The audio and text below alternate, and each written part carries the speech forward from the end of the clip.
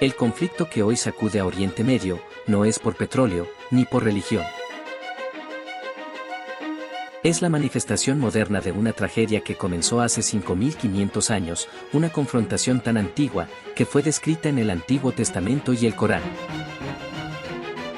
En este documental, desvelamos la memoria histórica detrás de esta crisis, para que usted entienda cómo llegamos a esta situación y qué podría suceder en el futuro. Y al final les mostraremos las profecías y narraciones míticas que desde el Antiguo Testamento y el Corán predijeron hace milenios este choque de civilizaciones.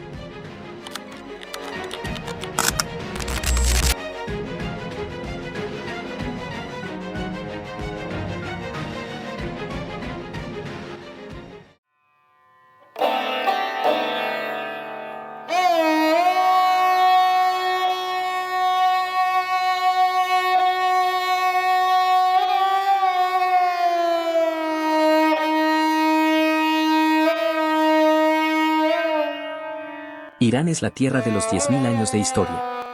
Su civilización se levantó al mismo tiempo que Sumeria y el Valle del Indo, una posición geográfica que la convirtió en el campo de batalla de la codicia humana. La prueba más antigua de esta condena está en la crónica sumeria de Enmerkar y el Señor de Arata, uno de los primeros textos escritos que conocemos. En ellas, a la ancestral Persia se la conoce como el Reino de Arata, la única potencia extranjera que representaba una amenaza para el imperio babilónico. En otras tablillas, Lugalbanda, el padre de Gilgamesh, el héroe salvador del diluvio sumerio, advierte sobre el peligro que representa el imperio de Arata y aconseja su exterminio. Las crónicas sumerias sugieren que los persas eran considerados un enemigo formidable, incluso desde tiempos anteriores al diluvio.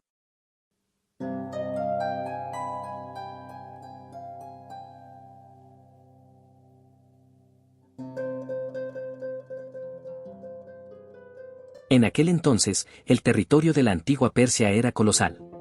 Abarcaba desde el Éufrates al oeste hasta el río Indo en el este. Una inmensidad que hoy incluiría a naciones como Irán, Irak, Pakistán y Afganistán, y que se convirtió en el hogar de algunas de las culturas más antiguas del planeta. Su historia arranca con civilizaciones milenarias como la de Hiroft, que rápidamente prosperó para convertirse en dos grandes metrópolis regionales, Elam y Mannai. Elam, en particular, se haría famosa por sus tribus, siendo incluso mencionada en el Antiguo Testamento. Estas nuevas potencias compartieron fronteras con la civilización del Valle del Indo y el poderoso imperio sumerio. Y ambos intentaron invadirlos. Los primeros fueron los sumerios, que no solo fracasaron en su intento, sino que fueron humillados por los elamitas.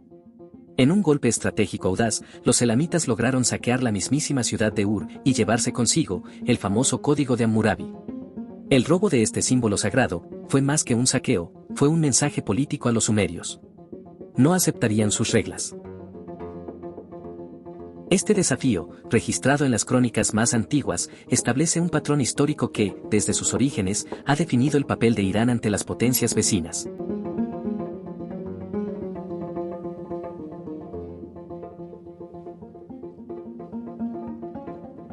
Los conflictos continuos con el imperio babilónico terminaron construyendo, con el paso de los siglos, el primer imperio unificado de la historia iraní. Los medos. La historia de los medos es, en esencia, la historia del nacimiento de la idea irania. Antes de ellos, esta tierra no era más que una vasta red de tribus dispersas y dos ciudades poderosas, a menudo, enfrentadas. ¿Qué fuerza fue tan poderosa como para forzarlos a la unidad? La respuesta es el terror. El imperio sirio, sucesores del imperio sumerio, eran una máquina de guerra implacable que no negociaba, sino que sometía y desplazaba a sus enemigos sistemáticamente. Las tribus iraníes comprendieron que la supervivencia no era una opción política, sino una necesidad militar. Su unificación no fue un acto de expansión, sino la primera gran reacción defensiva en la historia persa. El espíritu iranio nació como una declaración de valor propio contra aquellos que buscaban dominarlos. Este episodio es crucial, pues establece que la identidad de Irán se forjó, desde el principio, en la necesidad de unirse para sobrevivir a una amenaza superior.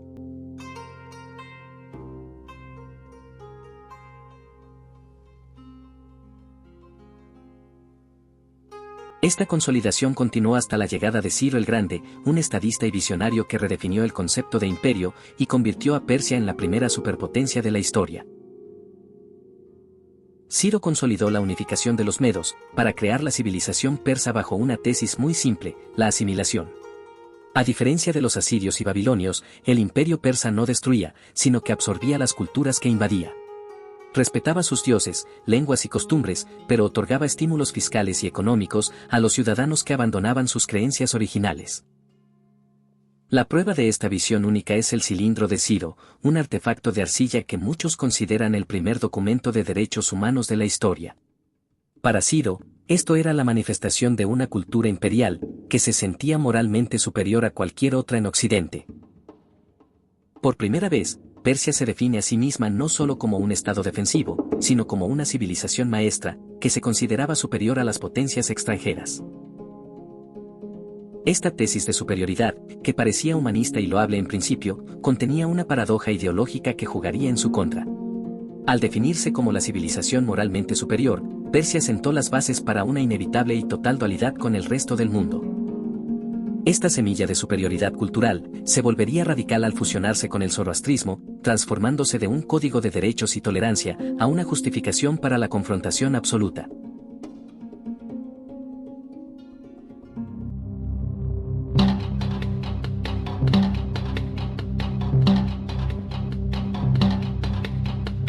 El zoroastrismo, la religión que Ciro adoptó y utilizó como fundación ética del imperio, se basa en una idea simple pero radical, la dualidad entre Ahura Mazda, que representa la luz, el bien y la creación, y Angra Mainyu, que identifican con la oscuridad, el mal y la destrucción.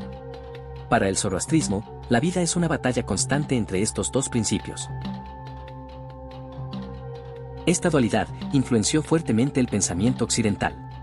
Se expandió como pólvora por todo Oriente y Grecia, insertándose en narraciones míticas como la Biblia y el Corán, y cimentando el cristianismo temprano y la cultura occidental. En Persia, se convirtió en un código ético nacionalista. Y como resultado, al ser el imperio persa la civilización superior, la heredera de la luz, cualquiera que la invadiera o desafiara su poder, era por definición una fuerza de la oscuridad. Esta justificación filosófica, siglos después, sería reforzada por el chiismo, una rama del Islam, radicalizando su expresión y manifestando estrategias de confrontación y resistencia especialmente sangrientas. Pero la dualidad de la que hablamos no es exclusiva de Persia, es la base de muchas de nuestras creencias. Y por eso me gustaría saber su opinión. ¿Cree que la lucha entre el bien y el mal sigue siendo el motor de la geopolítica actual, o solo una excusa ideológica? Déjeme su comentario en el buzón, suscríbase y dele like a este video, si le interesa seguir desvelando las raíces de este conflicto histórico.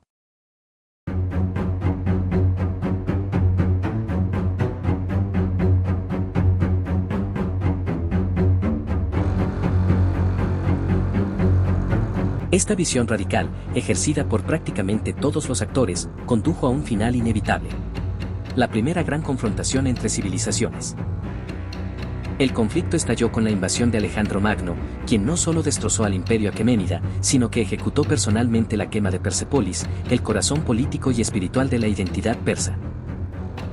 Este acto fue interpretado por los persas no como una victoria estratégica, sino como un acto de humillación total, pues quemaron las bibliotecas, destruyeron los templos y luego los reemplazaron por sus similares griegos. En la mentalidad persa, Alejandro se convirtió en el arquetipo del agresor occidental, un bárbaro que destruyó una civilización maestra y quemó la memoria histórica de una nación superior. Este trauma, la herida abierta de Persépolis, generó un resentimiento que jamás se cerró y que se convertiría, siglos después, en el motor fundamental de la venganza persa.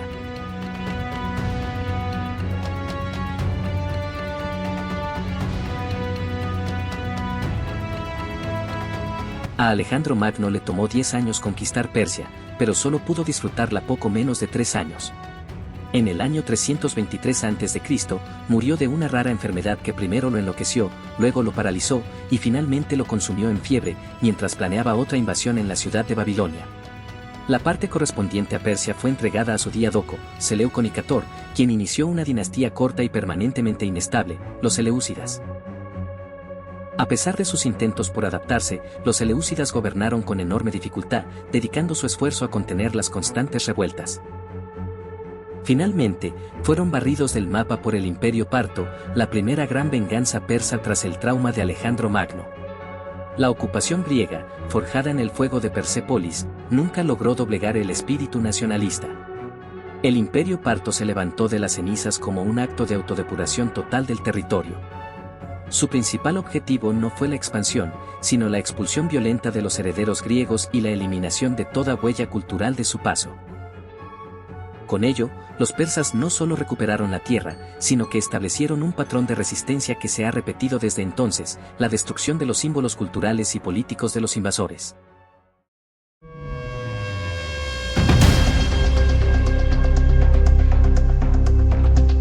El Imperio Parto subsistió durante 5 siglos, mucho más que la mayoría de los imperios de Asia, pero no fue una estancia tranquila. Hacia el año 150 después de Cristo se enfrentaron al Imperio Romano. Pero no como víctimas, sino como agresores.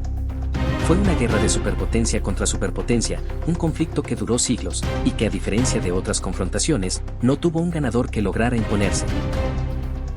Roma, la máquina de guerra más eficiente de la antigüedad, nunca pudo mantener el control de la meseta iraní. Los persas eran muy difíciles de derrotar, pues su caballería era más rápida y móvil que los soldados romanos a pie. Por otra parte, para los persas fue muy difícil ocupar las áreas romanas, pues generalmente estaban bajo asedio. Debido a estas debilidades mutuas, ni los romanos ni los persas fueron capaces de anexar el territorio del otro.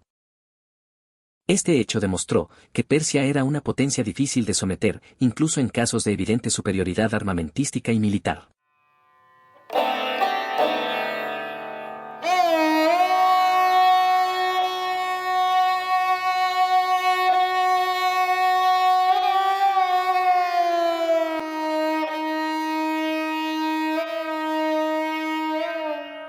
El verdadero giro de tablero fue rápido e inesperado. Vino de donde menos se creía, y no tuvo la forma de un ejército invasor. En el año 634, el imperio sasánida cayó ante sus vecinos árabes, una fuerza que hasta entonces había sido considerada menor. Lo que el invencible ejército romano no pudo lograr en siglos de asedio, lo consiguieron los califas árabes en una sola campaña, tomando la capital persa, Ctesifonte, y poniendo fin a la era preislámica. En un movimiento político magistral, en lugar de una invasión brutal, como la de Alejandro o Roma, aplicaron la estrategia que Darío el Grande había usado siglos antes, la asimilación. No forzaron conversiones ni prohibieron las antiguas costumbres, pero premiaron fiscal y socialmente a quienes adoptaban el Islam. Un incentivo sutil, que transformó las costumbres iraníes de forma profunda, y por sorprendente que parezca, fue más efectivo que el conflicto total. Sin embargo, esto trajo 3 consecuencias que han resultado críticas en el conflicto actual.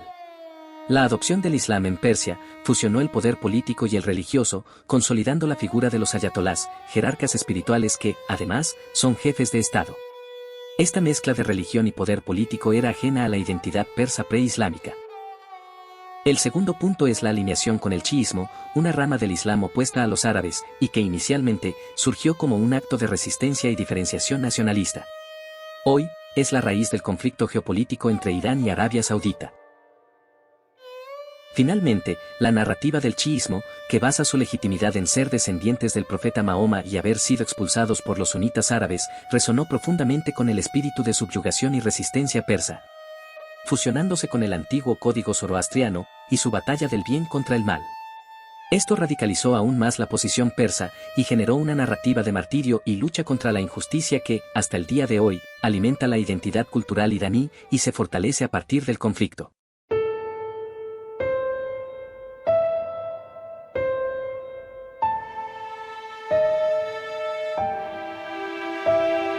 Pero Irán también fue invadida por Oriente, demostrando que el peligro para Persia es endémico, y no solo occidental. En el siglo XIII, fueron invadidos por Gengis Khan y sus hordas mongolas, una fuerza que desató una destrucción total y sin precedentes. Pueblos enteros fueron masacrados, ciudades reducidas a cenizas, y la red de irrigación que sustentaba sus cultivos fue devastada.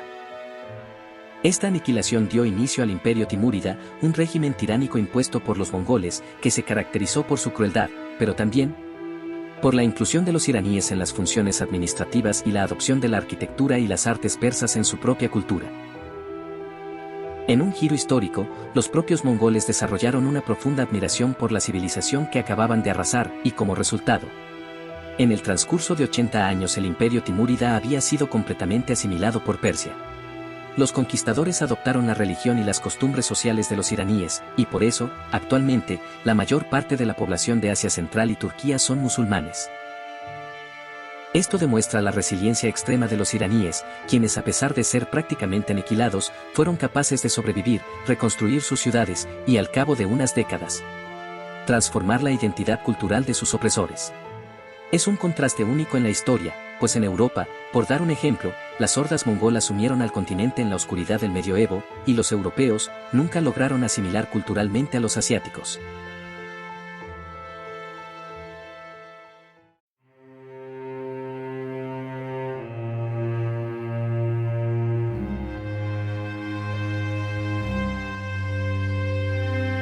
Después de siglos bajo el yugo de conquistadores árabes y mongoles, la dinastía safávida consolidó el anhelado sueño, la independencia política de Irán.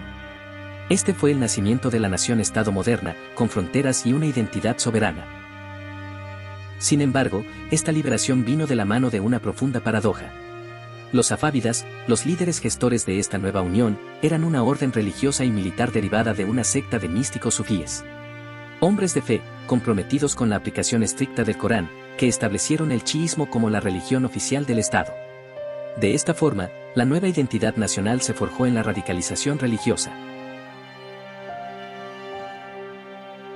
Esta declaración de fe tuvo profundas consecuencias legales. En un movimiento sin precedentes, el credo religioso se fusionó con el poder estatal y los preceptos espirituales se convirtieron en normas de obligatorio cumplimiento. Este sistema consolidó la figura del jerarca espiritual como jefe de Estado e impuso a la sociedad un código legal muy rígido, basado en una identidad religiosa incuestionable.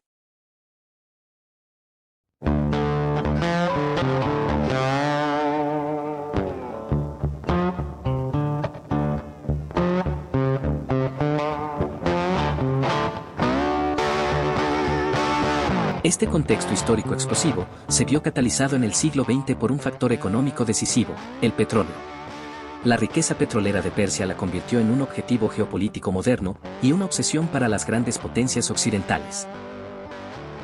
La tercera guerra entre Persia y Occidente y la séptima invasión de Irán comenzó a librarse a través de concesiones petroleras y golpes de Estado.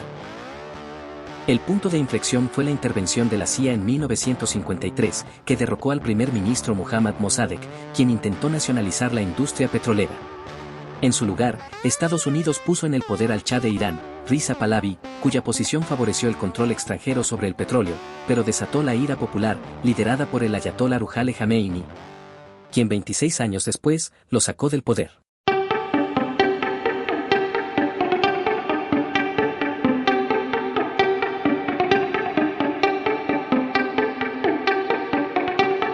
En 1979, la Revolución Islámica estalló. Una reacción nacionalista iraní destinada a expulsar al gobierno del Shah de Irán y la influencia occidental encabezada por Estados Unidos. Los ayatolás, liderados por Jomeini, capitalizaron la ira popular por el control extranjero sobre el petróleo y la cultura. El chiismo fue en ese momento el vehículo ideológico perfecto. Al enmarcar la lucha contra el Shah y Occidente como una batalla entre la luz y la oscuridad, resonando con el antiguo código ético del zoroastrismo, la revolución no solo expulsó la influencia extranjera, sino que restauró el orgullo y la soberanía persa bajo una nueva forma de imperio, la República Islámica. Actualmente, los hijos de estos dos personajes encabezan bandos en este conflicto. Por un lado está el hijo de Ruhollah Jomeini, el ayatolá Ali Khamenei, recientemente eliminado por las fuerzas conjuntas de Estados Unidos e Israel. Por el otro, está Reza Shiro Pahlavi, el hijo del último Shah de Irán, una de las personas propuestas por Occidente para reemplazar el régimen iraní. De alguna manera, es como si se volviesen a repetir los eventos de la intervención de 1953.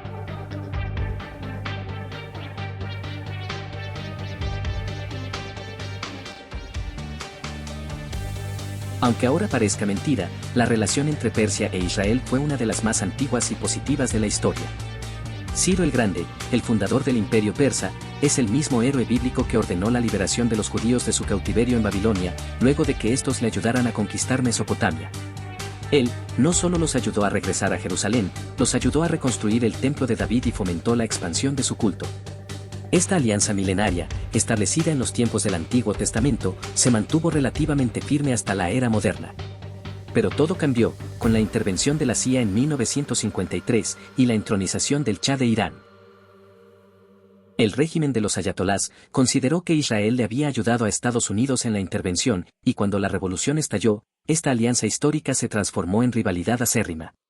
Desde entonces, se libró una guerra fría entre ellos, que finalmente explotó hace pocos días.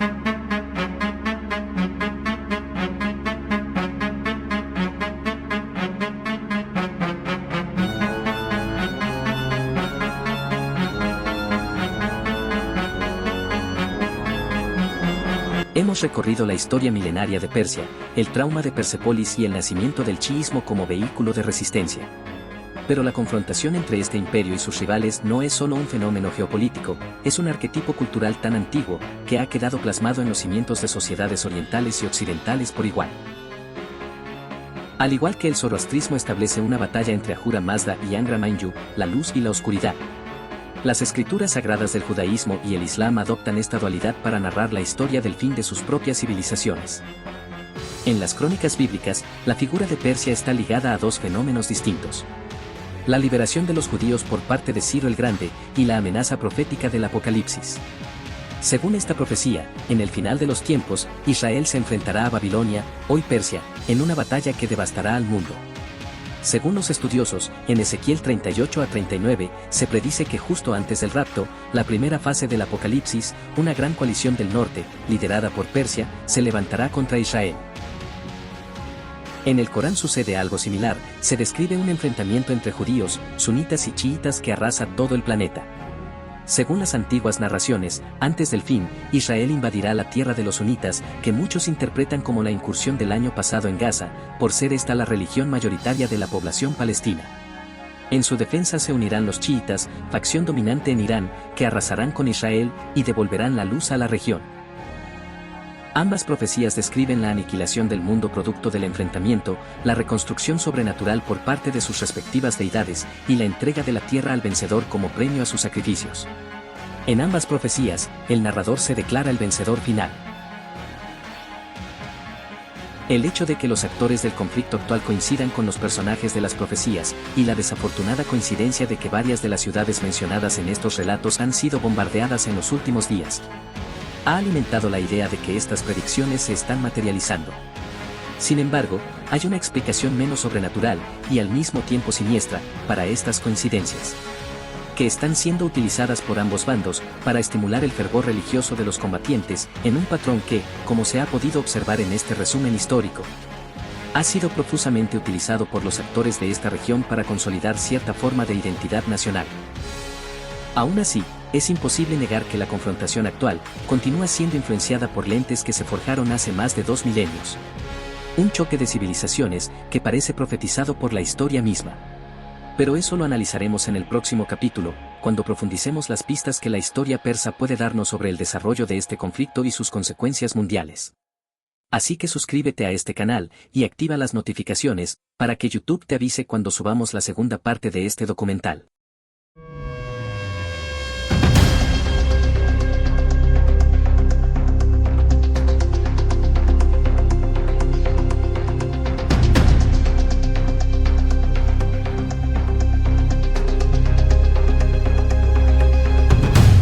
Hemos recorrido 5.500 años de historia y la lección es clara: la confrontación actual no es una anomalía, sino la manifestación moderna de un fenómeno antiquísimo.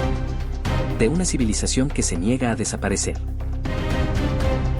Mientras exista el miedo a ser subyugado, existirá el nacionalismo radical persa. Y mientras las cadenas económicas de Occidente dependan de Oriente, Irán seguirá siendo invadido una y otra vez. Esta es la maldición que Irán ha cargado desde sus inicios, su posición geográfica, que a pesar de los milenios sigue siendo clave para el desarrollo económico mundial. Las potencias actuales, al igual que las antiguas, tendrán que enfrentarse a él o negociar con él, si quieren mover libremente los bienes y servicios que producen. Nos vemos en el próximo video, chao.